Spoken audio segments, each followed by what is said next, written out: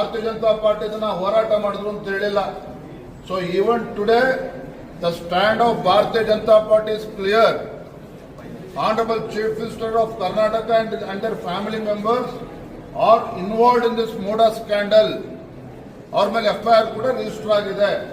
ಹಾಗಾಗಿ ಅವರು ನಿರಪರಾಧಿ ಅಂತ ಹೇಳಿಲ್ಲ ಸುಪ್ರೀಂ ಕೋರ್ಟ್. ಇವತ್ತು ಕೂಡ ಈ ರಾಜ್ಯದ ಗೌರವಾನ್ವಿತ ಮುಖ್ಯಮಂತ್ರಿಗಳು ಮೋಡಾ ಹಗರಣದಲ್ಲಿ ಇವತ್ತು ಕೂಡ ಅವರು ಆರೋಪಿ. ಸಿಬಿಐಗೆ ಕೊಡಬೇಕು ಅನ್ನೋಂಥದ್ದು ಆಗ್ರಹ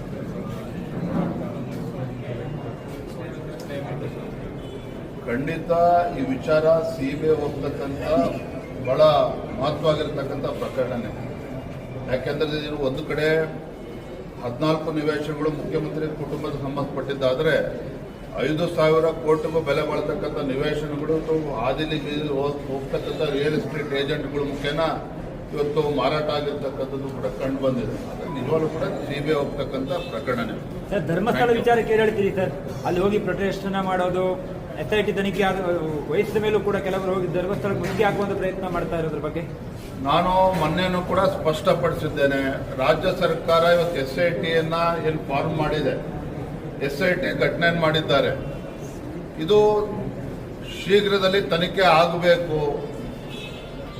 ಪಾರದರ್ಶಕವಾಗಿ ತನಿಖೆ ಆಗಿ ಸತ್ಯಾಂಶ ಹೊರ ಬರಬೇಕು ಅಂತಕ್ಕಂಥದ್ದು ಎಲ್ಲರದ್ದು ಕೂಡ ಆಶಯ ಆಗಿದೆ.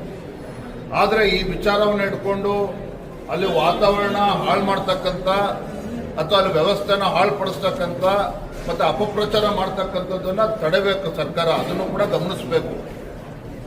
ಹಾಗಾಗಿ ಇದರಲ್ಲಿ ಏನೇನೋ ಕುತಂತ್ರಗಳು ಅಡಗಿದೆ, ಎಲ್ಲವೂ ಕೂಡ ನಮಗೂ ಕೂಡ ಗೊತ್ತಿದೆ. ಆದರೆ ಇದೇ ವಿಚಾರ ಇಟ್ಕೊಂಡು ಅಲ್ಲಿ ವ್ಯವಸ್ಥೆ ಹಾಳು ಮಾಡ್ತಕ್ಕಂಥ ಕೆಲಸ ಮಾಡೋಕೆ ಹೊರಟ್ರೆ ಅದ್ರ ಬಗ್ಗೆ ನಾವು ಮುಂದೆ ಏನು ಮಾಡಬೇಕು ಅಂತ ನಾವು ಆಲೋಚನೆ ಮಾಡ್ತೇವೆ. ಅನುದಾನ ವಿಚಾರ ಸರ್, ಈಗಾಗಲೇ ಕಾಂಗ್ರೆಸ್ ಶಾಸಕರಿಗೆ 50 ಕೋಟಿ, ಬಿಜೆಪಿ JDS ಕೊಟ್ಟಿದ್ದಾರೆ. ಬಹಳ 50 ಕೋಟಿ ಅವ್ರಿಗೂ ಕೊಟ್ಟಿಲ್ಲ. ಇನ್ನು ನಿವೇಶನ ಪ್ರಾರಂಭ ಆಗ್ತಾ ಇದೆ. ಮುಖ್ಯಮಂತ್ರಿಗಳ ವಿರುದ್ಧ ಆಡಳಿತ ಪಕ್ಷದ ಶಾಸಕರು ಹಾದಿಲಿ ಬೀದಿಲಿ ಅವರ ಮರ್ಯಾದೆಯನ್ನು ತೆಗಿತಾ ಇದ್ದಾರೆ. ಮುಖ್ಯಮಂತ್ರಿ ಸ್ಥಾನದ ಗೌರವವನ್ನು ಕೂಡ ತೆಗಿತಾ ಇದ್ದಾರೆ ಆಡಳಿತ ಪಕ್ಷದ ಶಾಸಕರುಗಳು. ಅಧಿವೇಶನ ಸುಸೂತ್ರವಾಗಿ ಆಗಬೇಕು ಅಂತ ಪಾಪ ಮುಖ್ಯಮಂತ್ರಿಗಳು 50 ಕೋಟಿ ಘೋಷಣೆ ಮಾಡಿದ್ದಾರೆ. 50 ಕೋಟಿ ಅವ್ರು ಜಮಾ ಆಗಿಲ್ಲ, ಶಾಸಕರಿಗೆ ಬಂದಿಲ್ಲ. ಅದು ಇನ್ನೂ ಕೂಡ ಅಭಿವೃದ್ಧಿ ಏನು ಮಾಡಬೇಕು ಅಂತ ಇನ್ನೂ ಕೂಡ ತೀರ್ಮಾನ ಆಗಿಲ್ಲ. ಇದು ಎಲ್ಲೋ ಒಂದು ಕಡೆ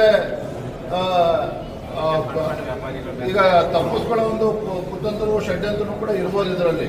ಹಾಗಾಗಿ ಮುಖ್ಯಮಂತ್ರಿಗಳು ಹೇಳಿಕೆ ಕೊಟ್ಟಿದ್ದಾರೆ ಅಂತ ಮಾತ್ರಕ್ಕೆ ಏನೋ 50 ಕೋಟಿ ಬಿಡುಗಡೆ ಆಗಿದೆ ಅಂತೇಳಿ ಆಡಳಿತ ಪಕ್ಷರು ಭ್ರಮೆಯಲ್ಲಿಲ್ಲ. ಕಾದ್ ನೋಡೋಣ ಏನ್ ಮಾಡ್ತಾರೆ. ರೈತರಿಗೆ ಅನೇಕ ಜಿಲ್ಲೆಗಳಲ್ಲಿ ಬಿತ್ತನೆ ಬೀಜ ಇರಬಹುದು, ಯೂರಿಯಾ ಗೊಬ್ಬರಗಳ ಯಾವುದು ಸಿಗ್ತಾ ಇಲ್ಲ ಸರ್, ಗಮನಕ್ಕೆ ಬಂದಿರಬಹುದು. ರೈತರಿಗೆ ಅನೇಕ ಜಿಲ್ಲೆಗಳಲ್ಲಿ ಗೊಬ್ಬರ ಸಿಗ್ತಾ ಇಲ್ಲ, ಬಿತ್ತನೆ ಬೀಜ ಸಿಗ್ತಾ ಇಲ್ಲ. ನೋಡಿ, ರಾಜ್ಯ ಸರ್ಕಾರ ಆಗಲಿ, ಮುಖ್ಯಮಂತ್ರಿಗಳಾಗಲಿ, ಕೃಷಿ ಸಚಿವರಾಗಲಿ, ಜಿಲ್ಲಾ ಉಸ್ತುವಾರಿ ಸಚಿವರಾಗಲಿ ಇದ್ರ ಬಗ್ಗೆ ತಲೆ ಕೆಡಿಸ್ಕೊಂಡಿಲ್ಲ. ನಾನು ಮೊನ್ನೆ ದಿನ ಈ ವಿಚಾರವಾಗಿ ಗುಲ್ಬರ್ಗದಲ್ಲೂ ಕೂಡ ಇದ್ರ ಬಗ್ಗೆ ಚರ್ಚೆ ಮಾಡಿದ್ದೇನೆ.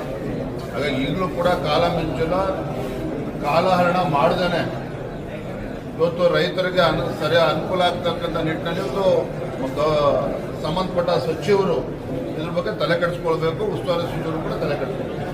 Thank you.